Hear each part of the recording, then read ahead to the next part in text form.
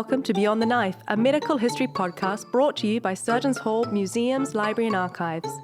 We are part of the Royal College of Surgeons of Edinburgh. I am Chanté, Director of Heritage and Estates at the college. Each episode, I'm joined by a guest who shares a story from the history of medicine and surgery. This episode contains discussions on topics that some people may find distressing. Please take care while listening. It was just 2 lines, and I couldn't believe that there was this doctor that studied 100 years before me, but there was nothing more about her. A woman in a white sari who qualified as a doctor here in Edinburgh 100 years before our guest did, and they went out of the record almost entirely. In the archives here at Surgeons Hall, there is a register. Every person who passed a medical qualification called the triple qualification signed it. And for a period at the end of the 19th century, that examination was the only route in Britain by which a woman from India or Sri Lanka could become a registered doctor. So many came, at a cost we would find hard to imagine now. They sat exams in these rooms, they signed that book, and they went home. But you will not find most of them in a history of medicine. Our guest today is Theeba Krishnamoorthy. She trained and practiced as a doctor before she went looking for them. So by this point I knew this is not an absence of women doctors. This is just an absence of recording about the women doctors. Hey, look, there are gaps here. Be mindful of the gaps. Be wary of history being presented as being everything. Theeba, welcome to the podcast. So you went into medicine, you qualified, and you practiced. It'd be great to start there. What was happening for you, though, in those first years? So I did practice for a few years. I found that as a British Sri Lankan Tamil woman, I've always felt at the crossroads of multiple identities, and some of those are conflicting. It's often felt like an uneasy tension between these fragments that don't really fit neatly together. And for me, that tension kind of surfaced most acutely when I was practicing medicine. So when I shifted from being a medical student to practicing doctor, which was very surprising. I had all these other years before to surface, but it surfaced then. I couldn't really understand why I felt that way, and eventually kind of weathered on me, and I decided to take some time out to explore that further, at which point I decided to come back to my community here in London and do some research. And during that time, I read a lot on medical history and on my own heritage. And I stumbled upon this photo, which really surprised me. It was a picture of an early South Asian woman doctor. And up until that point, I didn't really have an understanding as to why I felt so weathered and why I stepped away from medicine. But then seeing her photo kind of gave me the words to that question, and I was able to verbalize what does it mean to be a South Asian woman and to be a doctor. And that realizing that gap was actually the beginning of exploring those histories. And through understanding their stories, I was able to better understand what it meant to be a doctor and what it meant to be a South Asian woman within that space. Tell us about the photograph. What was the photograph? It was a photo of Dr. Jordanna, and it was in this book that I was reading for my research. So it was a completely different topic. So that's why it kind of surprised me. I was flicking through this book, admiring all the photos, and there was this small, like my baby finger-sized photo, an oval-shaped one with this dark-skinned South Indian woman with her hair up. She was wearing a white sari with a collared blouse. And I just paused at that photo because it was a chapter that was not really one that I was looking to read. And I saw 2 sentences next to it, and it read Dr. Jordanna, and it gave a mini bio saying that she was an early woman doctor and she studied at Edinburgh, qualified, travelled back to India, and sadly passed away at the age of 30. It was just 2 lines, and I couldn't believe that there was this doctor that studied 100 years before me, but there was nothing more about her. At the time, I didn't have time to investigate it further, but that question kept niggling at me. And near the time when I was returning back to the NHS, her face came back into my mind, and I thought, no, I have to find out more. I need to know who she was. There must be more to this story for being one of the early women doctors. It kind of being a straightforward path. There was more to her. And that's kind of the beginning of why I started to explore all their stories. So 2 sentences. She qualified in Edinburgh, went back to India, died at 30, and that was the entire record of her. So you went looking, and we'd love to know, where do you even begin with just 2 sentences? So with Annie, it was when I emailed the General Medical Council to ask for more information about her. There was no information about her being on the medical register, so it was on a whim. I just emailed them to ask if there was anything they could find. And then they got back to me saying, oh, by the way, we think she is the first Indian woman to be registered on the British Medical Register. And I was like, what? No, that can't be the case. It was more than 100 years ago. I'm sure someone would have mentioned it by now. And it was like this moment in the past, all of a sudden being so tangible in the present, because I was also the first person to be on the British Medical Register here. So in my family, and I felt less alone, if that makes sense. I felt like there was someone else out in the past who was reaching out to me saying, don't worry, I've already done everything. Just read my story. You can follow my path. I've opened all the doors. It felt less like an unknown ocean that I was crossing with medicine, and that there was someone else I could probably seek out for advice. It does make sense. It really does. And Phoebe, you call this work Recovering Lost Her Stories. Can you tell us a little bit more about that phrase and what it means to you? To me, it was kind of like a sledgehammer to the histories that I've been told. I've always taken history textbooks at face value. So what's in them is what is history. I've never really questioned them before. So when the word history, I stumbled upon it, it kind of like shone a light at something that now I think is so obvious, and that is the absence of women from some of these books. And there's a memorable moment for me. So my dad recently seen my interest in all these uncovering the medical histories in terms of South Asian women, and he bought me a book. And it was a book on the beginning of Western medicine in the northern province of Sri Lanka. The first thing I do when I read a book is flick through to see the pictures. So I was looking through photos to see if I could find the early Sri Lankan women doctors. After a couple of flick throughs, I realized I can't seem to find anyone that's early on. So I thought, let's just read the whole book. I'm sure there's a name or two. And I found names of white men, the white women missionary doctors, generations of Sri Lankan Tamil male doctors, but couldn't find any of the women doctors. Some of the new ones early on, like maybe in the last 10, 20 years, but none of the earlier ones. But by this point, I had uncovered some of the early women doctors from India as early as 1880s. So by this point I knew this is not an absence of women doctors. This is just an absence of recording about the women doctors. And that's what her story kind of did for me. It kind of shone a light at, hey, look, there are gaps here. Be mindful of the gaps. Be wary of history being presented as being everything. That's a really hard lesson to learn about your own field, too. So, one of the women you found was Ganguly, who I loved learning about. Can you tell us about her? So she was a woman of many firsts. I don't think many people really knew about her at the time. So many people know about Anandibai Joshi, who was well famed for being the first Indian woman doctor. She traveled abroad at the age of 18, studied in Pennsylvania, graduated in 1886, and then was traveling back to India to practice. Unfortunately, she passed away before she was able to, but she's well celebrated for being the first to get a medical degree. And what is less known is about Kadambini Ganguly, who qualified that same year as well. And she got her degree here in India, and her story is really interesting. So she was not only the first person to get a medical degree, she was the first woman to graduate from university. She was also one of the first to enter into political life. And that might be the reason why she's not well remembered as Anandibai Joshi. She had a very public life. So Kadambini was born to a Bengali family. She was born in modern day Bangladesh, so pre-partition India.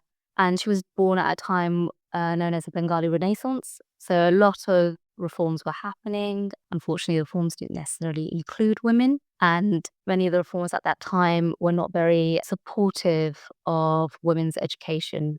They were happy for women to be educated up to a point so that they could be ideal Hindu wives, mothers, but not too educated that they forget their place in society. That wouldn't go down well in marriage. But not all reformers are the same.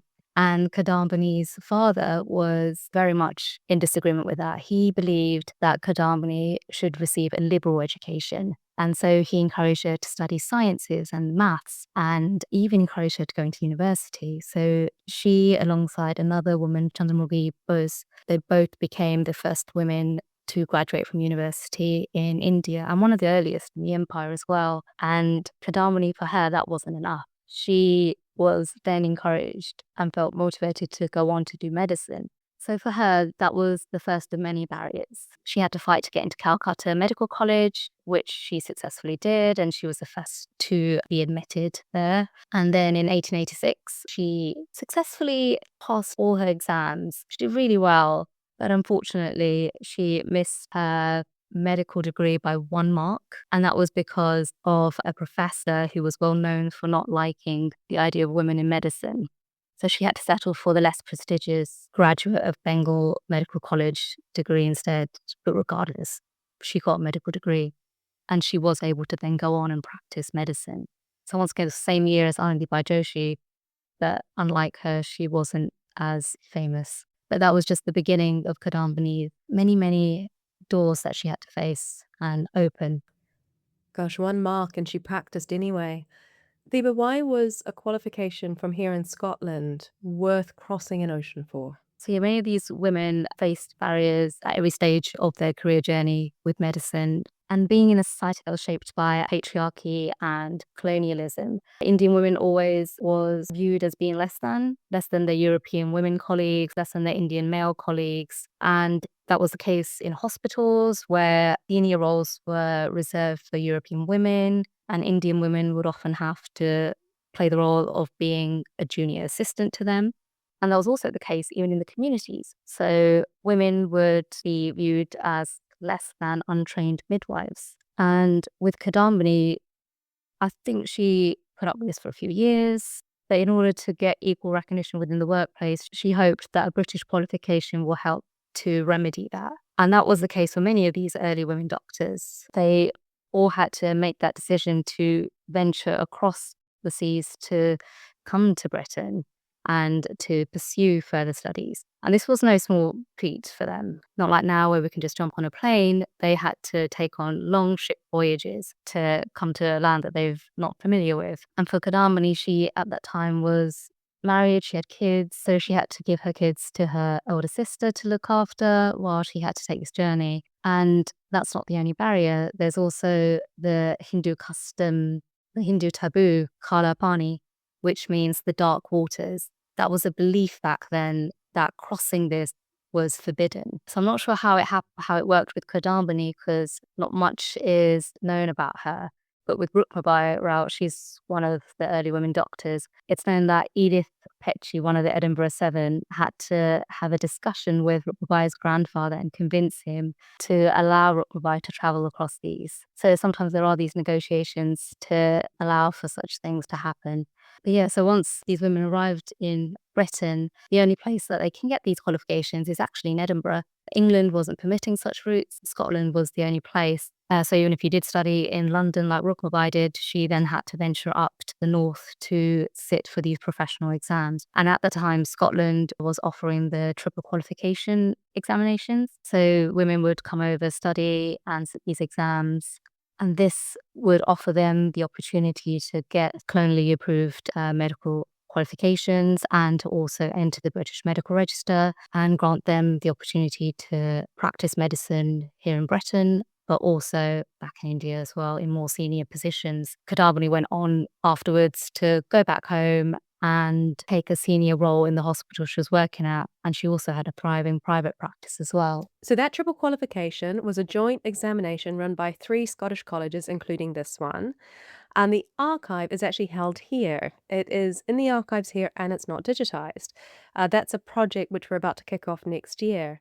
But that means that when you began this work, the only way to see any of it was either to come here or to have our archivist digitize it for you or digitize bits of it for you.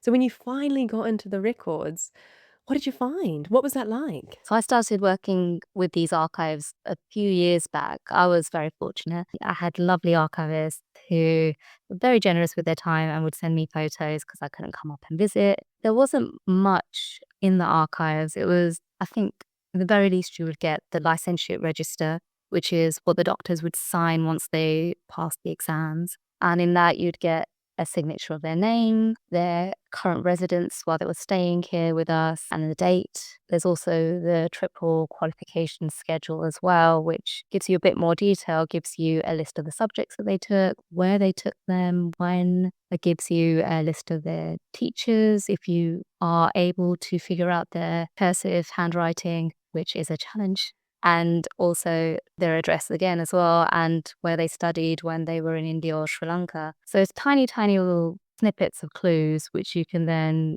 dive a little deeper and figure out what's going on.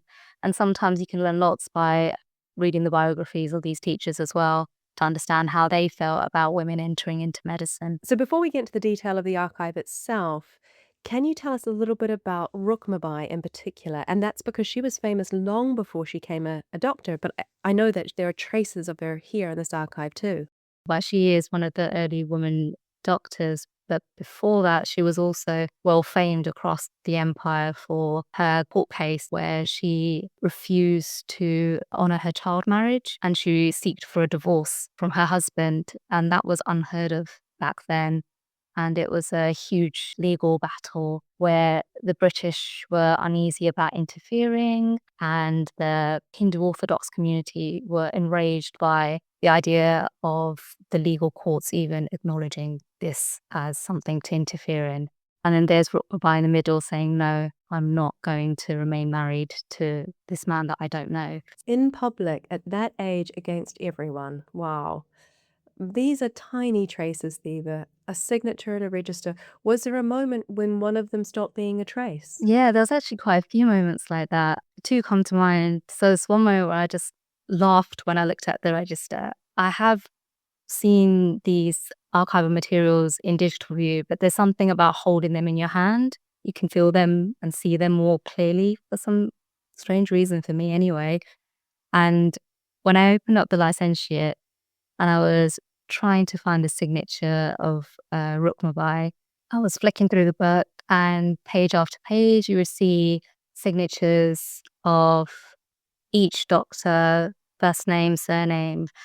And then I finally come to the page where Rukmabai's signature is, and something just looks very odd.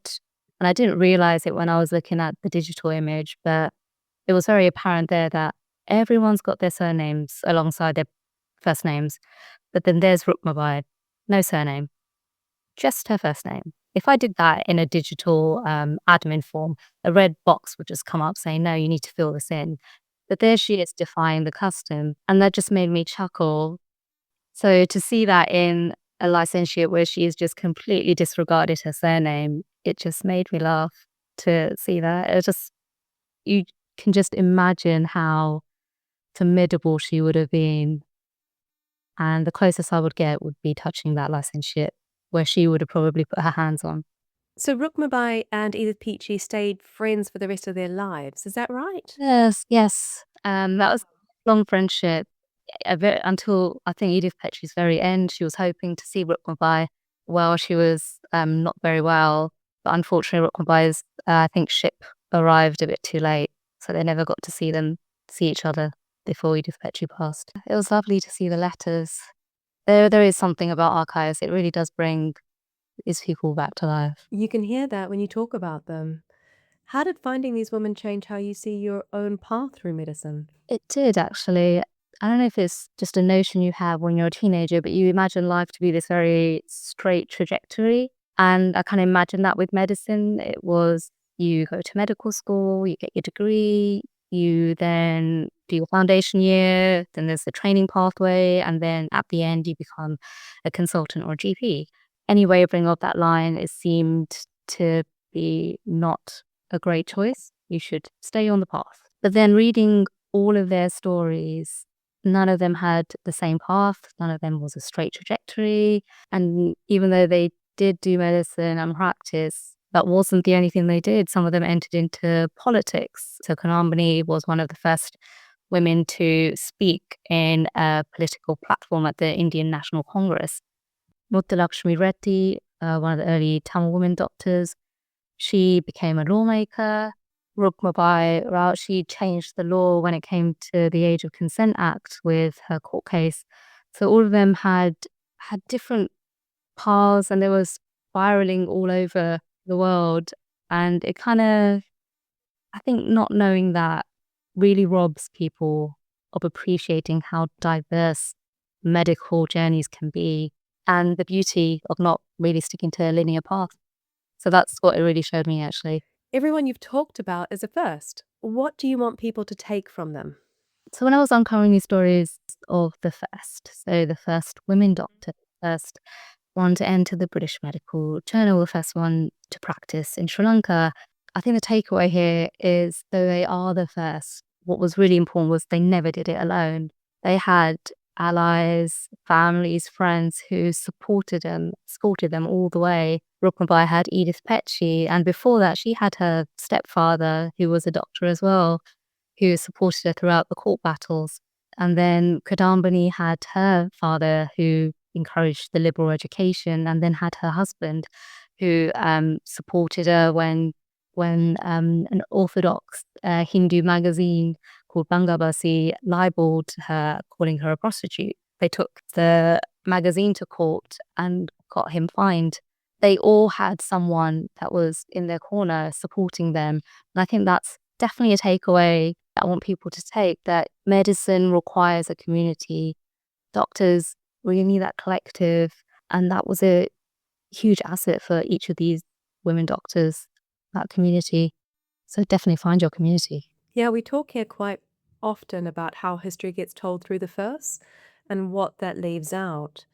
Does that framing worry you at all when the whole point is that none of them did it alone? Exactly. So I think that could be a problem with history as well, unless you make some sort of big explosion in the world. And not explosion, that sounds wrong. Unless you make history, what you do doesn't count. And that's not really, I think that's the problem I had with history as well. There's two ways of looking at it. But yes, no, with the first, sometimes it can feel disempowering when you do look at it as they were the first and they did these amazing things. But I think the takeaway definitely is the community that helped them along the way, and the lifelong friendships that they had. And also the communities were so diverse as well. And there's something beautiful about the networks that were being built between all of these women. And I think the more you do dig into the archives, you do see some overlaps in their stories. So I don't imagine them being in Edinburgh by themselves. I imagine them with like the whole group of people having a wonderful time. Rukmabai was probably down in London meeting all sorts of activists, learning about women's rights, I imagine. I even think one of the first women doctors in Jaffna, Dr Nellama, she came around the same time as there was the Women's March in Edinburgh. There's a couple of days off, so I'm not sure, but I imagine she was still there when it was all buzzing, because she's the one who then went back to Sri Lanka and was part of a women's group that went on to advocate and fight for women's rights to vote. You just imagine all of these connections, all of these conversations taking place, making the change that made the world today possible for us. I think that's a lovely way to think about it. So you're currently in the archives at Royal Museums Greenwich. How's it going there? It's going really, really well. Yes, I'm having a whale of a time. I think I just love archives. I feel like you can just see history come to life, or at the very closest, you can at least touch it with gloves.